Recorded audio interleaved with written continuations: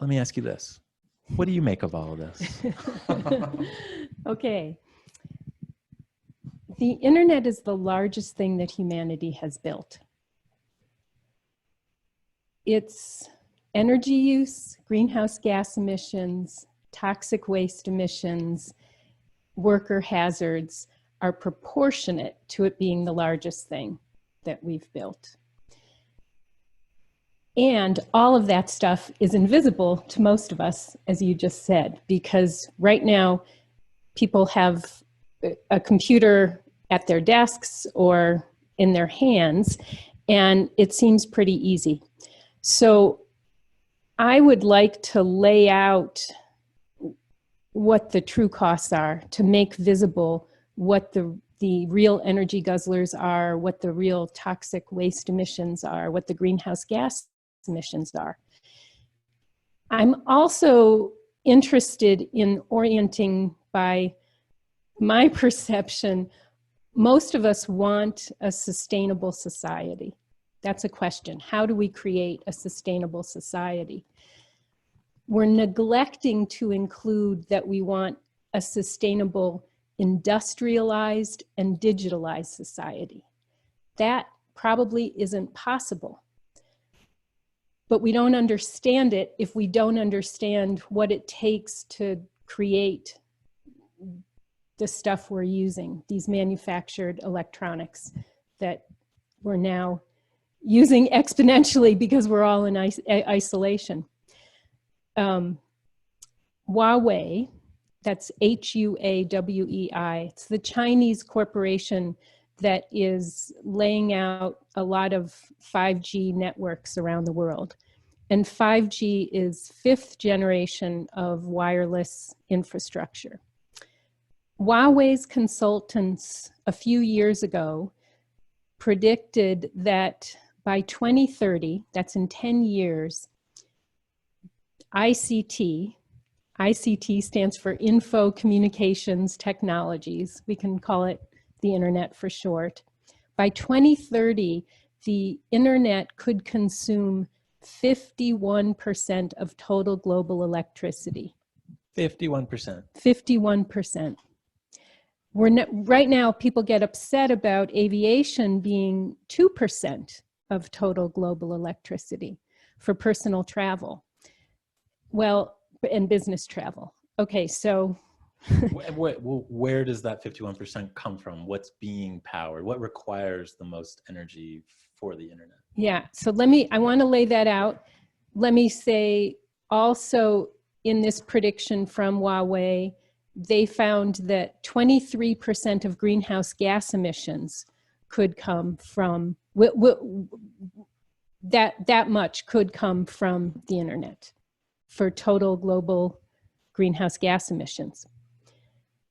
Okay, so now I'm going to go back to your question. I'm going to lay out a handful of the main energy guzzlers.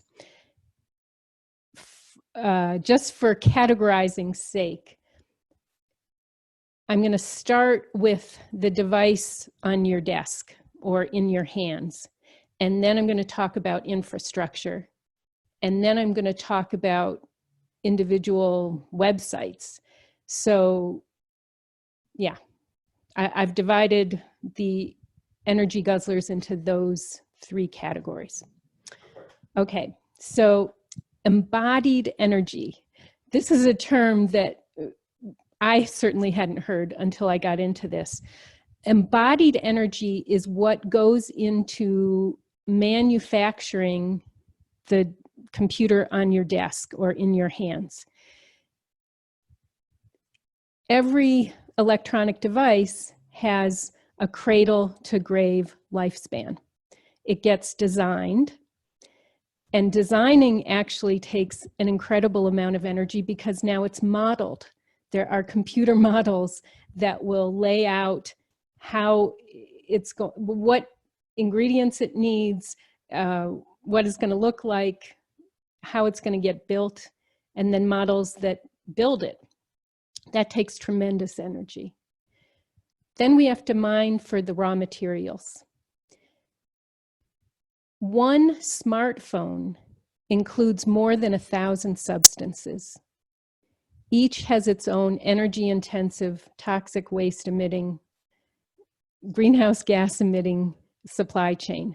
Not to mention human rights challenge. Right. Well, we can talk a little too about how workers along this supply chain are impacted. Okay, if you look at the lifespan of a laptop from cradle to grave, 81% of the energy used by the laptop in its lifespan, 81% will be used before you open the laptop and you start using it. So that's embodied energy. 81% is embodied in a laptop. I assume that most computers are about similar. Then there's the energy that's used while you're operating the device, and then discarding it also takes energy. Recycling actually takes tremendous energy. So the bulk of the energy use is in the creation of these devices. Right. If we break down what goes into a device, we can talk about transistors. Those are the chips that store memory and apps and power and all that stuff. How do we make transistors? I should start there by saying that in 2013, manufacturers were making more transistors than farmers grow grains of wheat or rice.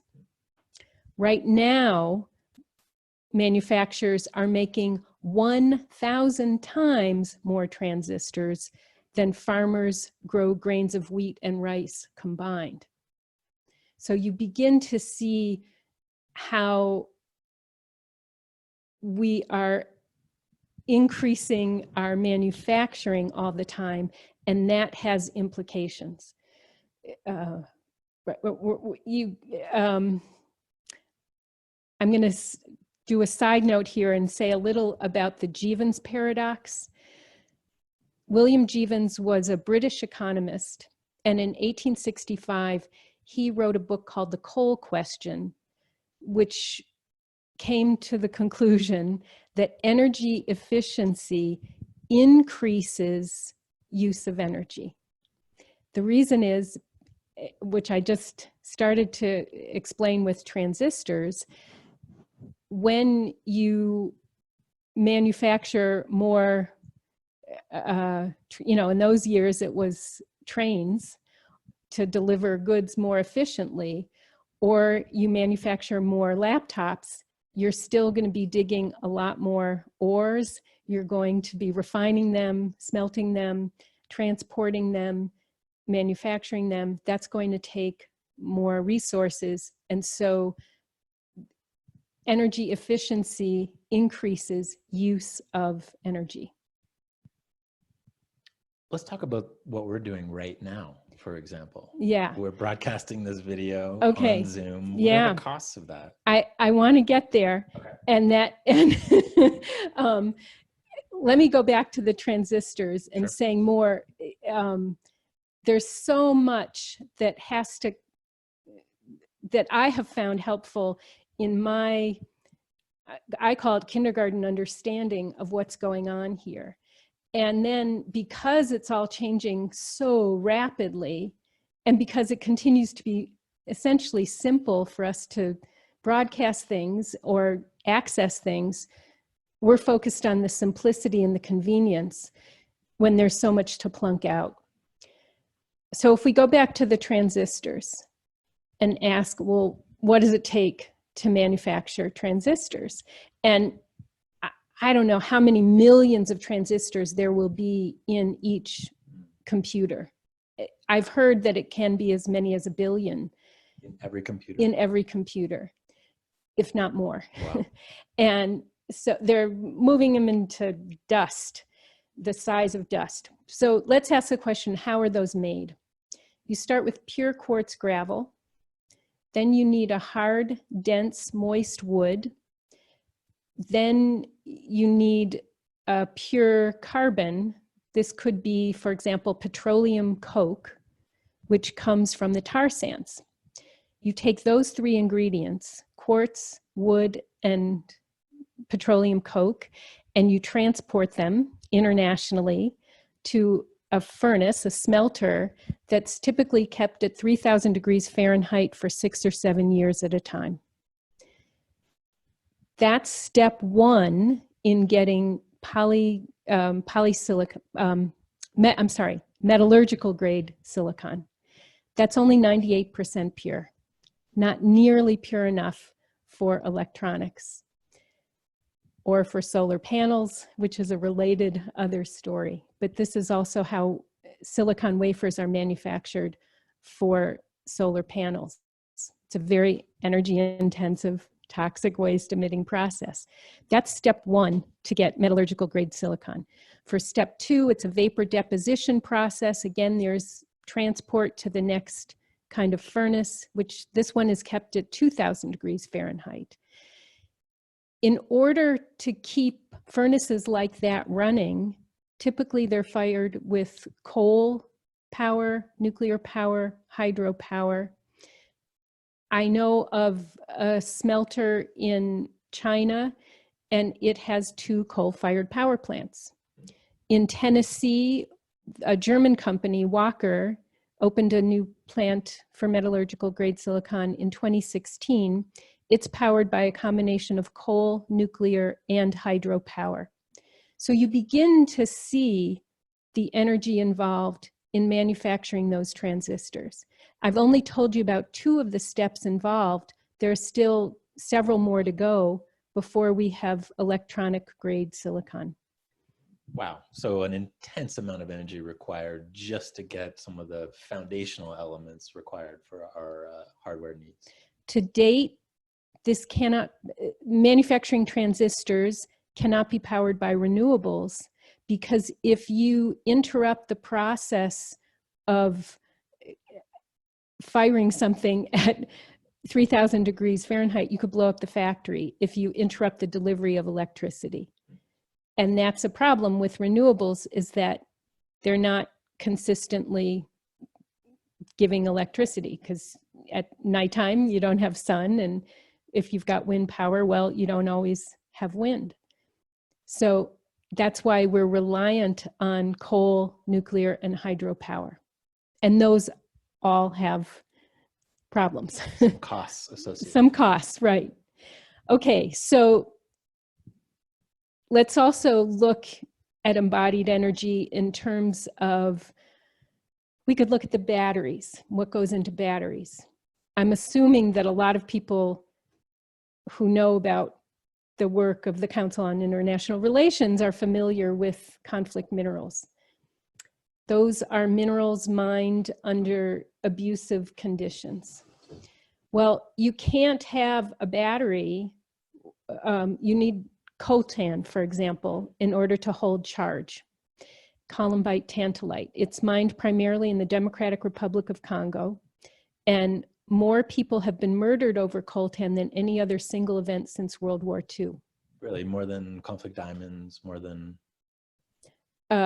Right. And Dennis Mukwege in 2018 won the Nobel Peace Prize for repairing vaginas of women who've been brutally raped over coltan. So it's again invisible to us what's going on there as we're using mobile devices. But coltan is one of many conflict minerals involved in making a computer run. Cobalt, which is common, for example, in electric vehicles. Children have been maimed and buried alive mining for cobalt for, say, $2 a day. There's now a lawsuit around from some parents whose children were maimed or died while mining for cobalt. And there's so much else involved. I mean, gold is involved in the circuit board. And I have on my website, and I think you're going to link to it, if you go to ourweb.tech/campaign, I've listed about 100 of the substances involved in every smartphone. I don't know the difference between smartphones and laptops and other computers. We can assume that they're similar, but that's just an assumption. Anyway, I've listed about 100 of those substances with questions that I think would be great if each person researched one of those substances and traced what's involved, what is its function in the computer, and then what's involved in mining for it or getting it in, getting it into the computer. What are the energy implications of refining coltan, for example? I mean, or creating a lithium-ion battery? I mean, I'm assuming that those costs are fairly significant too. Okay, so lithium is primarily mined in South America. I think of it being like a salt. It's a metal, but it comes up from under the water, and then it goes through an 18-month process where there's water given to the brine, and then it's evaporated.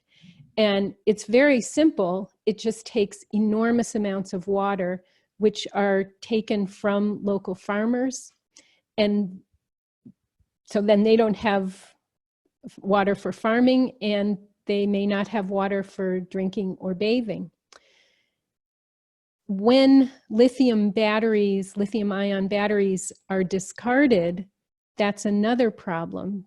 That gets into wastewater and into drinking water and into the ground. And we have studies showing how that affects pregnancy and newborn health. And then even there are some studies looking at communities that have higher suicide rates when the lithium levels in their water are higher. So again, we're looking at the whole life cycle of each of these ingredients.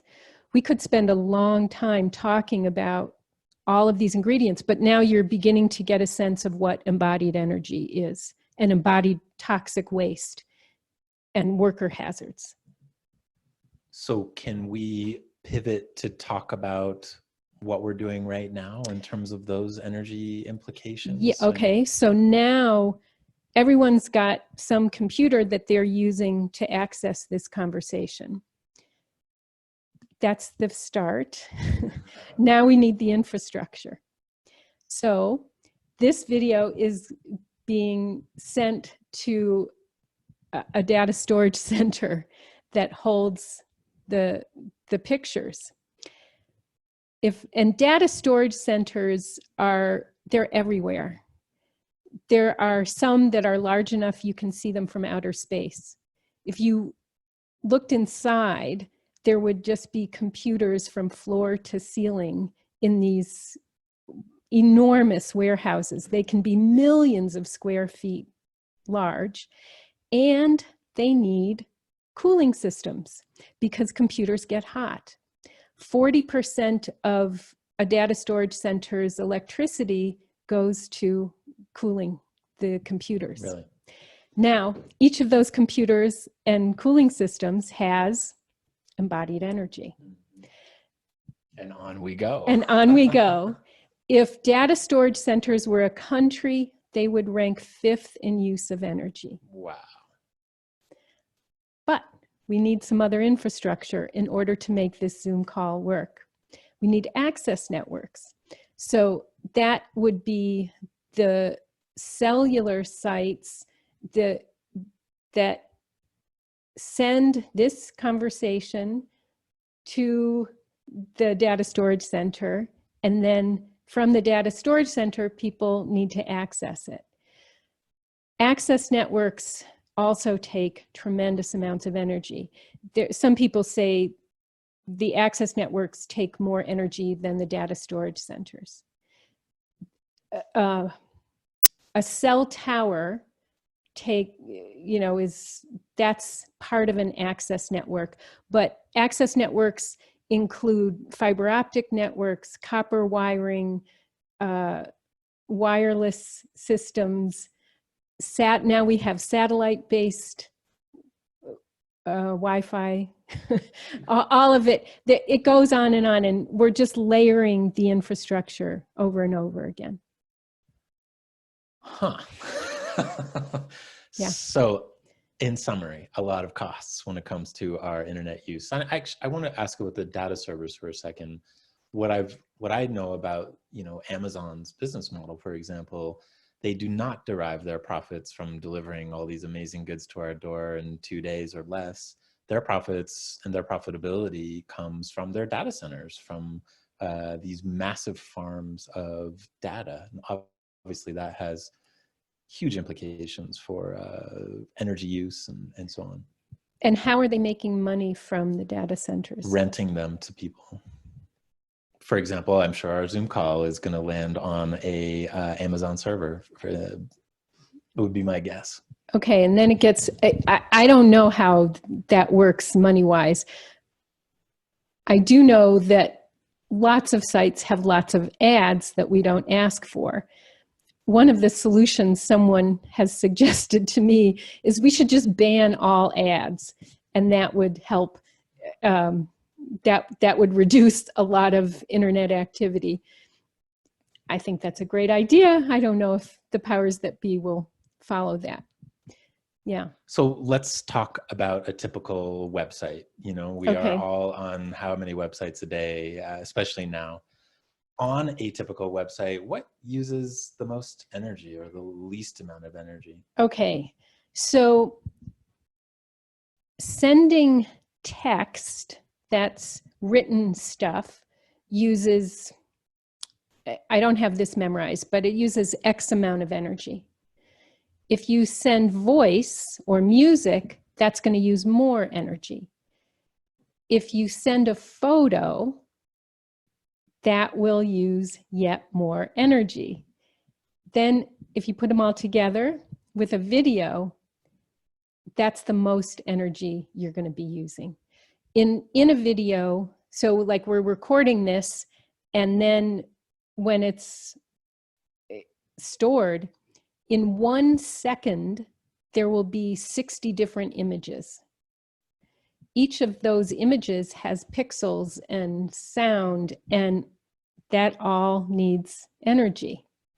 So using video is one of the worst things you can do, which we are doing right now. If we cut out the pictures and only use voice, that would be helpful. Okay.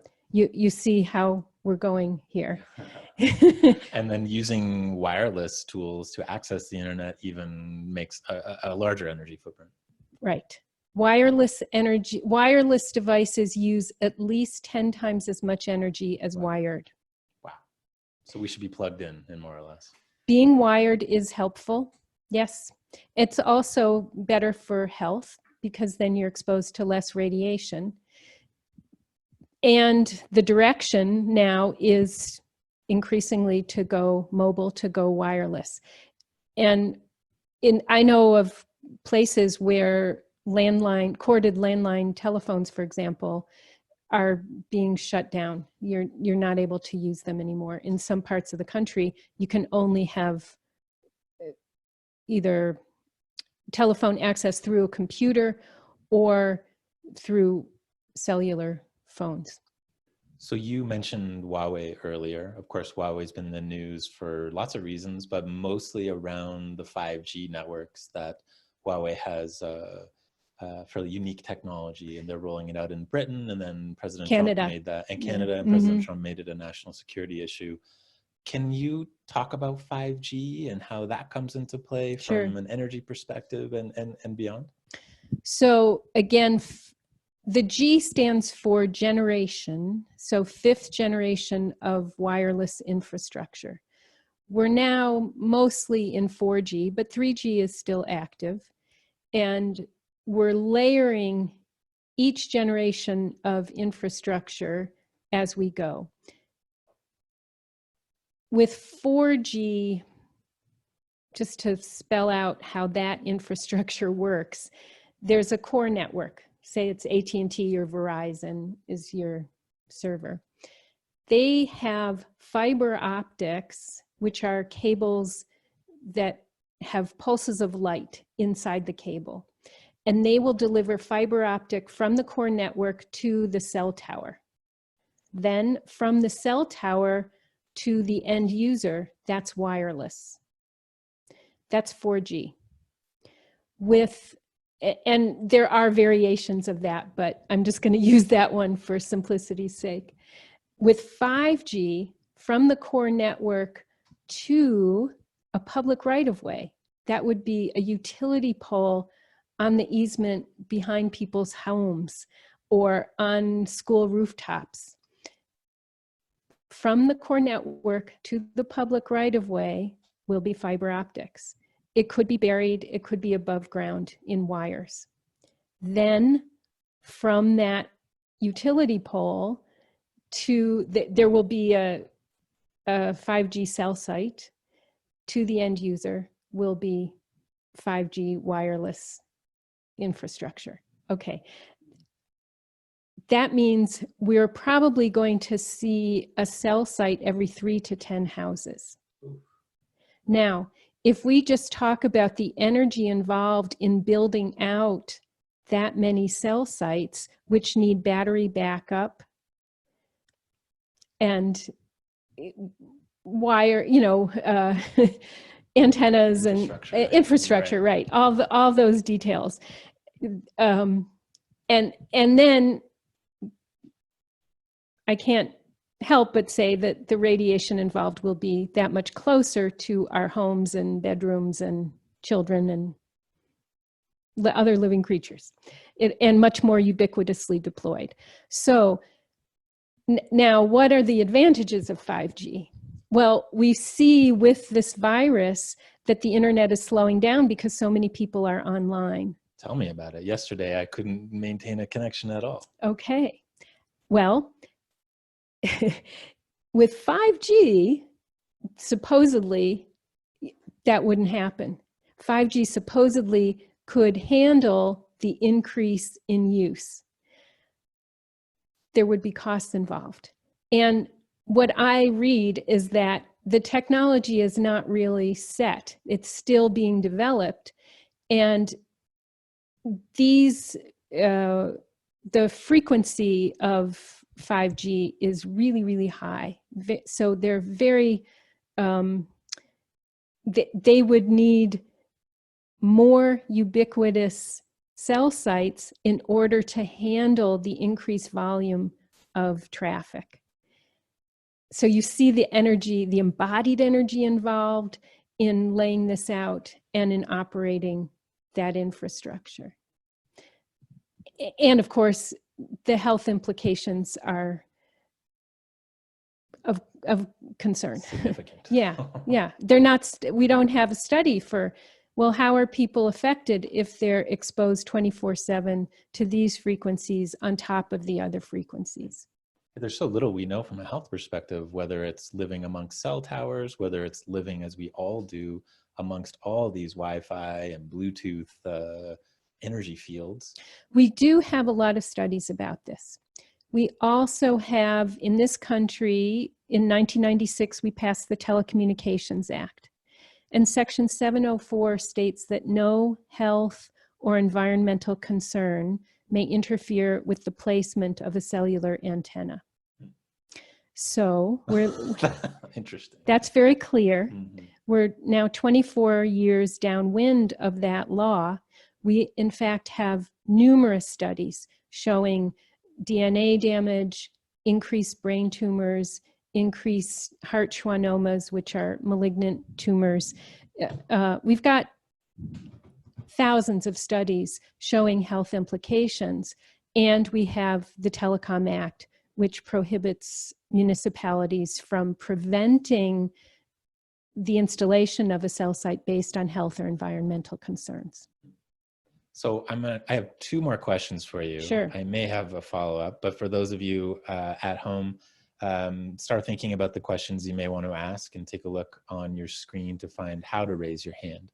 So my first question is, we're obviously headed globally or nationally, or really here in New Mexico, towards a renewable energy economy.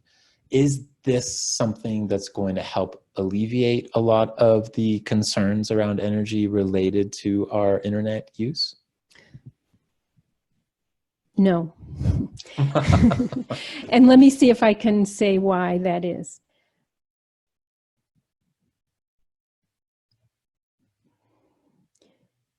In order to power manufacturing of all of this stuff, you can't do it with renewable power. You cannot even manufacture the hardware for solar panels or wind turbines or dams with renewable power. They all require fossil fuels in building them. Then they're hazardous waste. Solar panels are hazardous waste. There are so many problems, and that could be another conversation. I'm working now on compiling papers about problems with renewable energy systems and with electric vehicles, which also, of course, take tons of computers and infrastructure. So I think people have been looking at powering their households with renewable power, but that's neglecting the manufacturing side of things. And that's where I just don't see how we can do that. The international shipping involved in all the substances that go into one computer or anything you bring into your house, it's going to take non-renewable power. So let me just summarize, and then I'll ask you my last question. So we've touched upon, obviously, when it comes to our internet use, the energy implications, some of the economic implications, the health implications, the human rights implications, which I find fascinating and horrifying. Obviously, all of us are involved, are complicit in some way or shape in all of this, whether we are aware or not. So Katie, help us understand what some solutions might be to this situation, especially right now when the internet is truly a lifeline for so many of us. What should we do differently as consumers, as societies, as countries, as a globe when it comes to these major issues that you're describing? I want to break the question down. Sure. And we all want to reduce our energy use, our greenhouse gas emissions, our extraction of fossil fuels, minerals and elements, and we want safety and fair pay for all workers along the line. We also want to maintain this level of use of technology because, as you said, especially now with the virus, we don't have another way of communicating with people. It's very sobering to realize that it's probably not sustainable to keep increasing this kind of use, and we just don't have the resources available to continue. Becoming aware of these things is a first step, and then every single person who's aware will come up with solutions for reducing their use, and we need to share that with each other. So everybody becomes responsible for learning learning techniques. I gave myself the assignment a few years ago of reducing my consumption by 3% per month. Wow. And I was really sobered to see how hard that was. I bet. Yeah. And I stopped using the dryer. I have a solar oven. Okay, in terms of internet use, this is really hard, but we need to give ourselves limits. So I'll give you some easy things to do, which starting with turning everything off at night, turning the Wi-Fi off at night while you sleep. And that will be good for your sleep, but also just for giving yourself the idea that it's not on. And if you, okay, one of the worst things people can do is upgrade their equipment. So you want to wait at least 4 years before you buy something new. Makes sense. Well, say that you want new software so that you can do the Zoom more efficiently. Probably you will need a new computer to handle the improved software. And then that computer might not be compatible with your older printer. And so you then might need a new printer. And now you see the embodied energy involved in upgrading your software, the whole chain of it. Mm-hmm. So we need to start pressuring manufacturers to manufacture modular, repairable, reusable electronics. So instead of constantly buying new. Yeah. And one of the challenges is too, it's often cheaper to buy something new than to get something fixed. And in some cases, fixing things is not allowed. Well, it's agonizing and it's not allowed. So there, we're all going to have to change our expectations of the conveniences we now expect. And we begin now with all of that. We need to clarify our priorities. And I think, I just thought of this, if people could turn off their computers for a few hours and write someone a handwritten letter. There you go. That would be fun. We can, certainly with children, when children start using at very young ages and then their habits are, they expect an electronic interface starting when they read, well, then they've got that habit for a lifetime. So I know one woman who says no electronics for children until they've mastered reading, writing, and math on paper. There you go. We need to make limits. That's the step one. I couldn't agree more. Let me quickly interject. I mean, my generation of parents is uniquely faced with what do you do with children and screens? And our approach has been they need to master all kinds of other things and that the screens are waiting for them, but they're too young for them ultimately.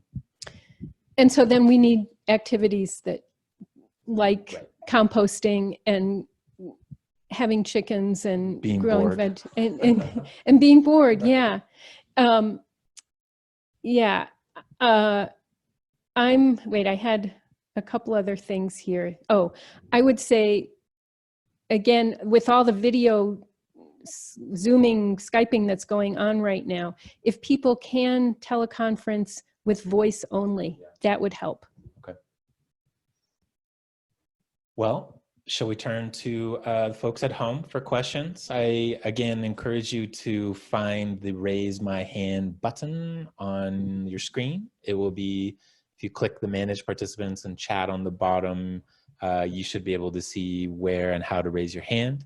I do have one hand raised, and that's Rich Moriarty. I'm going to unmute you, Rich. And if you are not set up to speak, then you could certainly type your question for Katie. So Rich, you are unmuted and please ask your question. Okay, can you hear me? Can you hear me? Can you hear me? Okay, I'll type the question. How? I don't hear it, no. Hold on, bear with us, folks. Okay. Yeah, my mic is on. So tell Richard to ask the question, I'll repeat it to you. Okay, Rich, if you can ask the question, I can't hear, but Joey will relay it to me. Okay. Okay, the two questions. One is, or 2 points, solutions. If you're sending photos, don't send them by text or email. Do a flash drive. Send it by mail. That might Okay, save. everybody can hear him. I'm delighted. I wish I could. Second, Okay, so the question is, Katie, the statement. A statement from Rich is, if you're sending photographs, don't send them by text or email. Use a flash drive or send, of course, by snail mail. right. And is there a question? And the second point is, when we're involved in these Zoom meetings, it sounds like, When we're involved in these Zoom meetings? yes, only participate by voice unless you want your picture shown. There's no need. I've Right, been we should only involved in a lot participate of by Zoom voice, meetings which is something that Katie said, and I agree with. Yep. that you should knock off your Okay. video. I can also say so we were thinking of posting this online on my website and yours. It's possible if it gets posted only to do voice and not to have our pictures, or just have a still show picture would be, I mean, because people really like pictures. But I think we're going to have to be really selective about the images we use.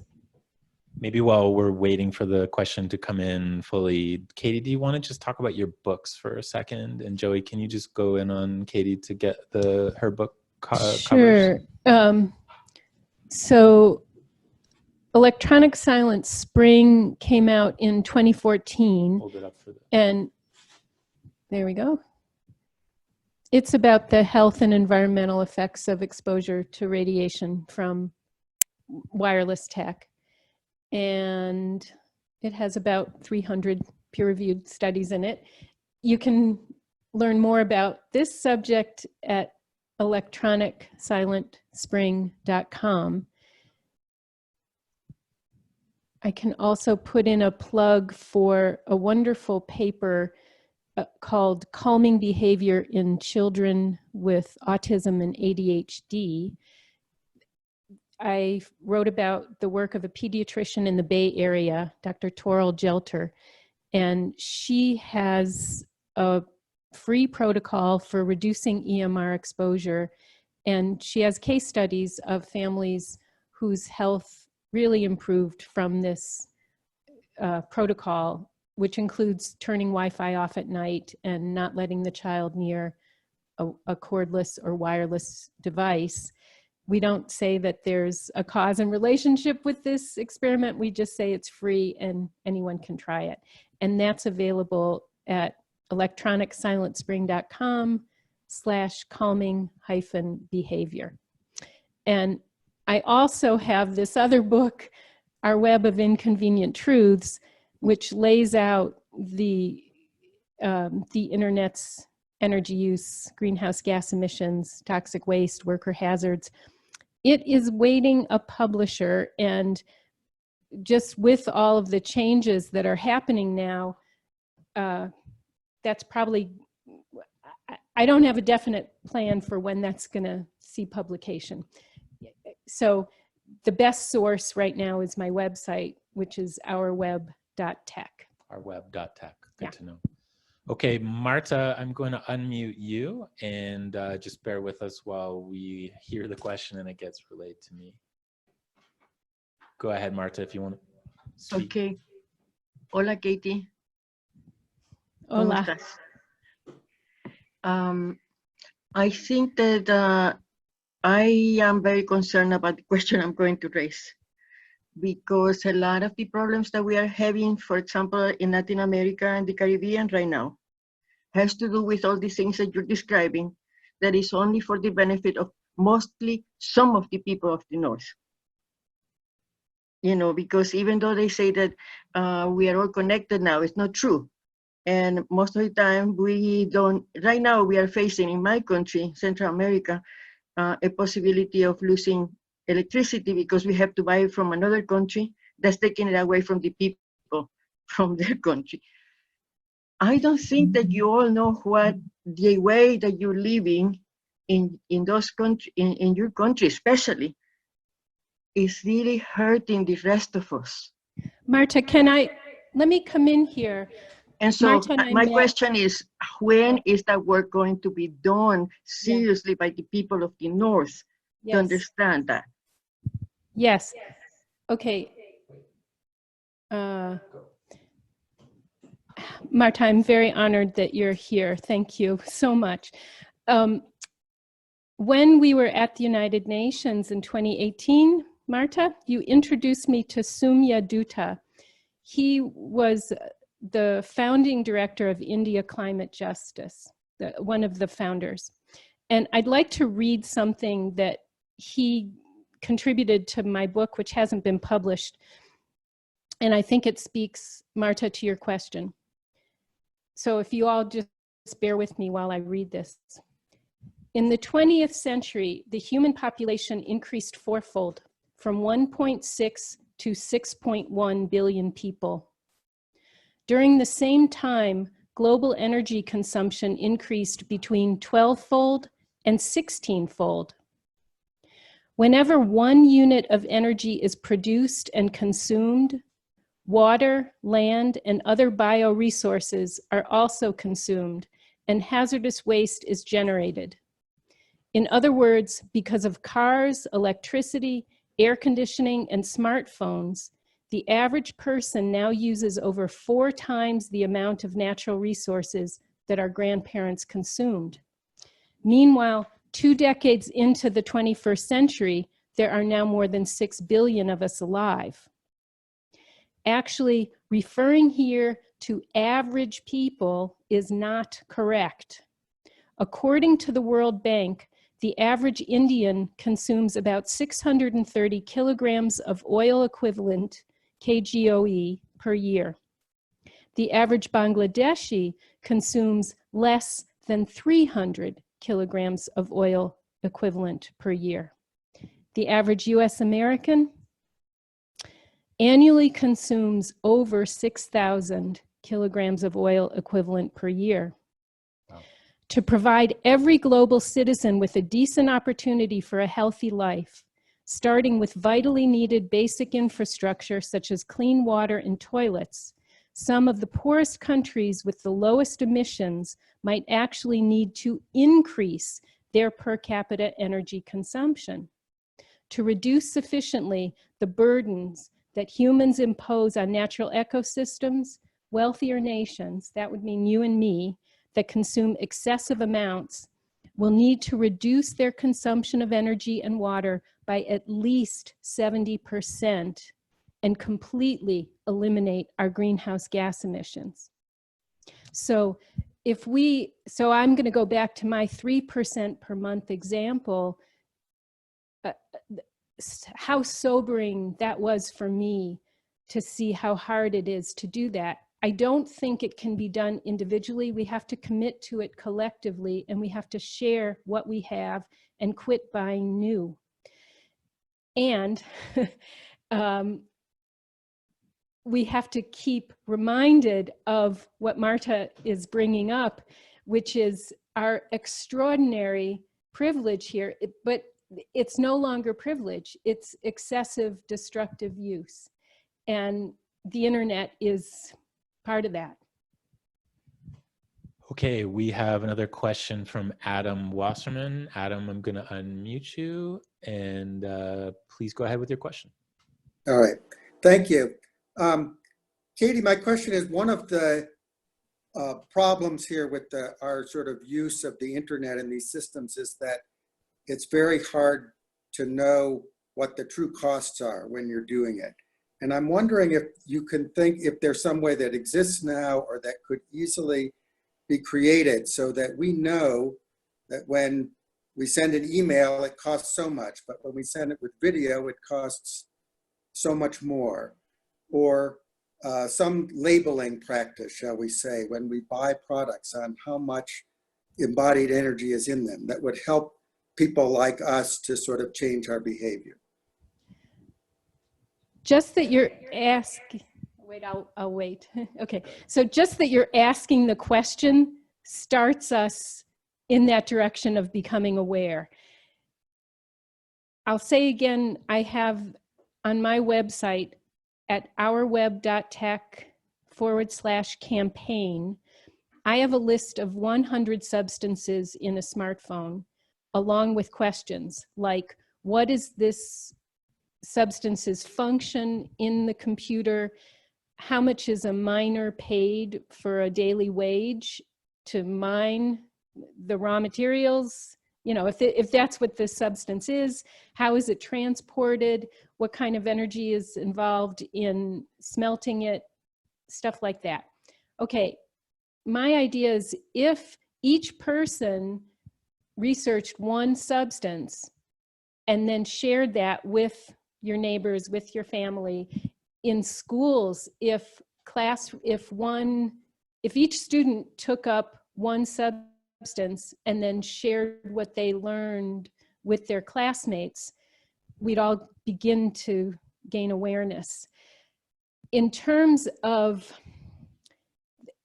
what you're suggesting, when you get an email, it typically will say how many bytes are involved, right? And you know how big the file is. So you can start noticing that and realizing the energy involved. With Netflix being overloaded right now, I think they're saying that they're not going to be using Blu-ray videos or high definition That's right. They turned it all videos. to SD. Yeah, again, because the quality is better. Everyone's pleased about the improved quality, but unaware that when there are more pixels involved, it takes more data, it takes more energy. So just by asking that question, you're helping us, and keep that question alive, and please let us know what you come up with. Good. So there is still more time for more questions. If you'd like to raise your hand, we can do it. I have 2 questions on the chat. I'm going to summarize or synthesize 2 of these. One is from Felicia H. and the other is from Charles Kinney.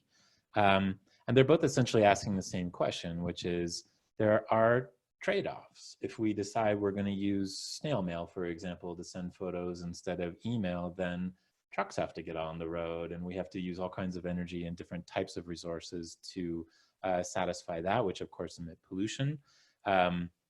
If instead of meeting via the internet or purchasing things online, we decide to physically travel or go to a store ourselves, we're caught ultimately in this web of trade-offs. So can you speak to how a reduction of our internet use might be profitably used and not creating other trade-offs that are harmful? So again, we need to look at questions like this. If we take the example of mailing a letter, so we need the paper produced and a pen, and then an envelope and a stamp, and then we need a postal system.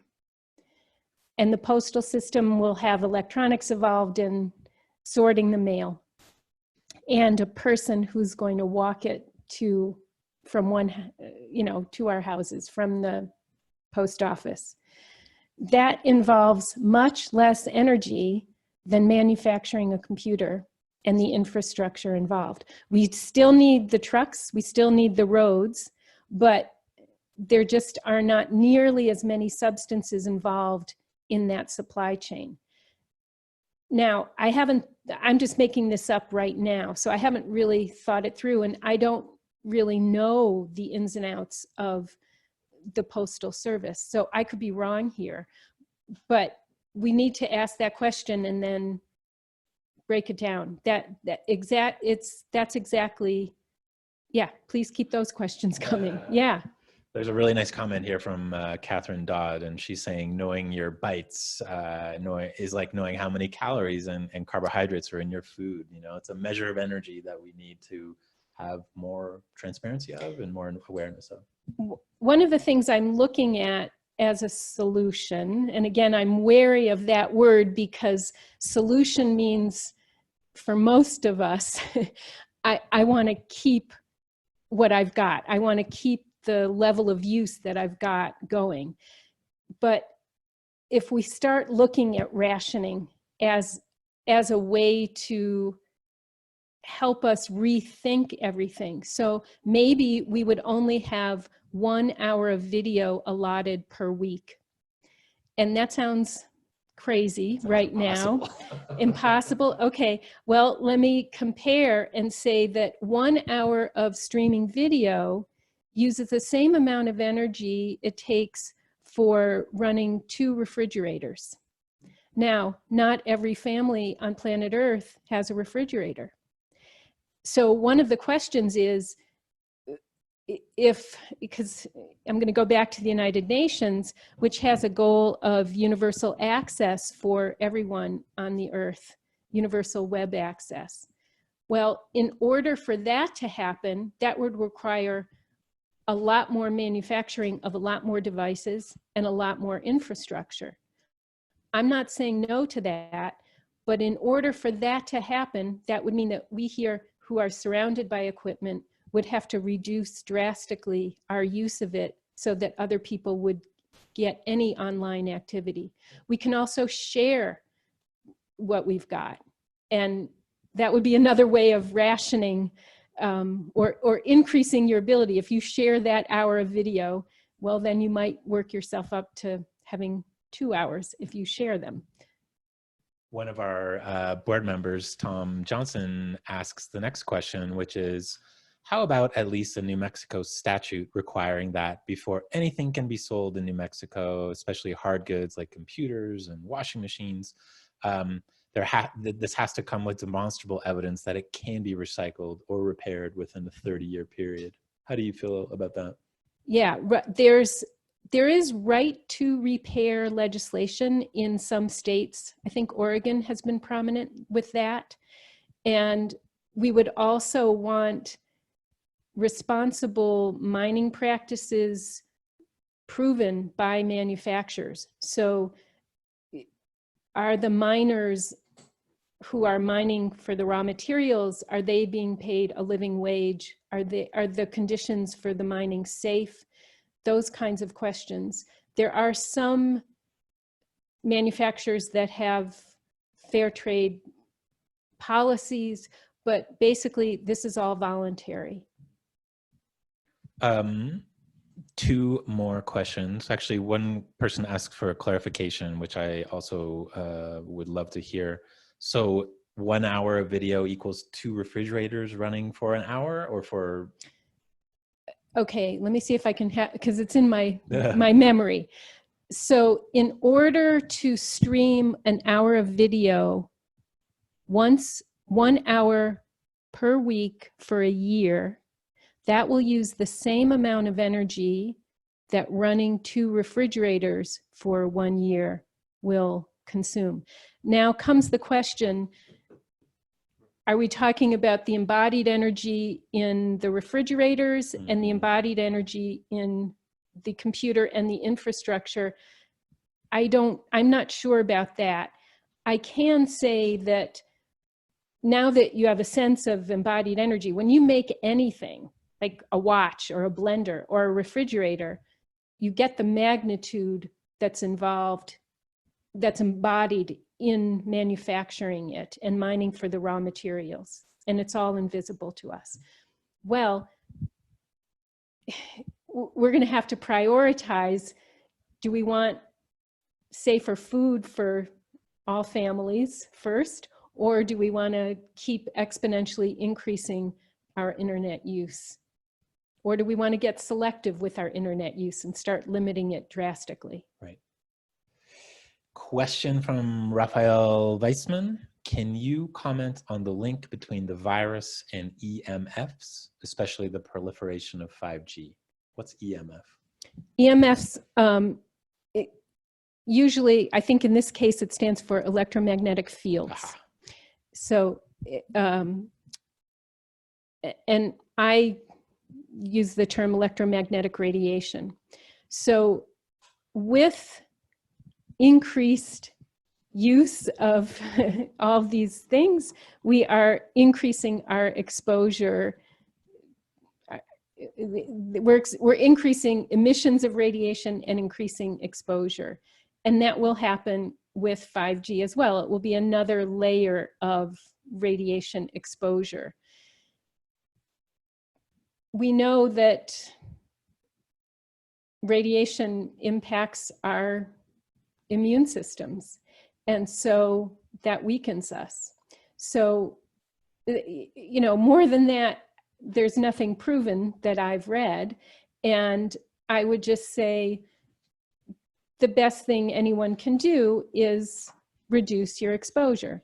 And you do that by getting wired access and keeping things off as much as possible. In your bedroom, you want as little exposure as possible. So you don't want to be charging anything while you sleep. You don't want anything next to your head while you sleep. And then if your head is near a wall, you don't want computers on the other wall near your head while you're sleeping. So you might have to move some furniture around. Yeah, right. There's a clarifying question here from Elizabeth Kelly. Katie, would you comment on the proliferation of EMF exposure conditions and their impact on our immune systems and on people who have metal implants? Okay, medical implants. So I think I just did the immune system thing. Yes, all of this, we know that exposure does affect our health. 10%, up to 10% of the population in the United States has a medical implant. So that would be a cardiac pacemaker, cochlear implant, an insulin pump, or a deep brain stimulator for Parkinson's and other neurological diseases. I have written a lot about this, and I'm currently finishing a paper with Gary Olheft about electric vehicles and their direction. And I should also say here that with the relief bills that are now in Congress, there are funds getting slipped into those bills that will give tax incentives, for example, for electric vehicles and for renewable energy. And we can expect in the spring, as more relief bills are passed, that lobbyists will want to see 5G infrastructure put into these bills. Okay, but now I'm going to go back to the question. This is so complicated because there's so much happening that we've built out here without doing due diligence evaluation as we expand the technology. So the question is about medical implants, and most electric vehicles now will hold charge for 250 miles or 300 miles. People want more mileage per charge. And so the idea is if we put induction chargers, built them right into roadways, then people could charge while they drive. Well, for people who have a deep brain stimulator for Parkinson's, or people can have it for PTSD, other neurological diseases, the magnetic fields emitted by those chargers could reprogram their implant, and it could be fatal. It would be very helpful to have due diligence surveys done before we deploy this technology, but that gets complicated because in January of 2020, Secretary Elaine Chao, she's the Secretary for the Department of Transportation. And Mitch McConnell's wife. She announced that there will be no regulation of self-driving cars. So, what could go wrong? Right. What could exactly? Well, it's more. I think they're aware that things could go wrong, but they don't want to restrict manufacturing and development, tech development in any way. So this is an enormous challenge for our society to face this kind of thinking that, wow, this stuff is so cool, let's keep building it out without doing due diligence. So the last question goes to Joshua Kaluwasha, who's a Zambian student at St. John's College. Thanks for this, Joshua. He's raising the issue that there is some corporate accountability we need to be talking about, especially when it comes to the mining of conflict minerals in the DRC and elsewhere for that matter. So we've talked about what we as individuals can do differently. What can we as corporations do differently, or how should we be regulating or thinking about the way that, you know, Silicon Valley, for example, interacts with the rest of the world? The best thing I know here, and I own, I am privileged to say I own no stock in anything because I don't have the money. But I know people who do own stocks. And I know someone I report in our Web of Inconvenient Truths, a man who's with a socially conscious investment firm. And he got, as an AT&T shareholder, he got a vote with AT&T so that AT&T had to change its practices in discarding lead acid batteries. They were sending them to Mexico and other countries in Latin America and just throwing them to the dump yards there, which was getting into groundwater and impacting the communities nearby. This shareholder got AT&T to stop that practice, and because in Mexico the regulations are very lax. In the United States you can't do that. So there's an action that people who do own stock can take their voices to those companies. We need Apple and Facebook and Google to take responsibility for the ores that they are mining, even though they may be buying them from other parties, but shareholders can take action there. Well, Katie, thank you so much for this. That was super fascinating. For those of you out there, you can find more of Katie's work at www.ourweb.tech. That's OURweb.tech. And that will cover all kinds of things around the energy use around the internet, greenhouse gas emissions, toxic waste, climate impacts, and so on. And you also write a fair bit about some of the technology impacts on children and how to reduce them. I'm really grateful for you doing this. Thank you so much. Thank you.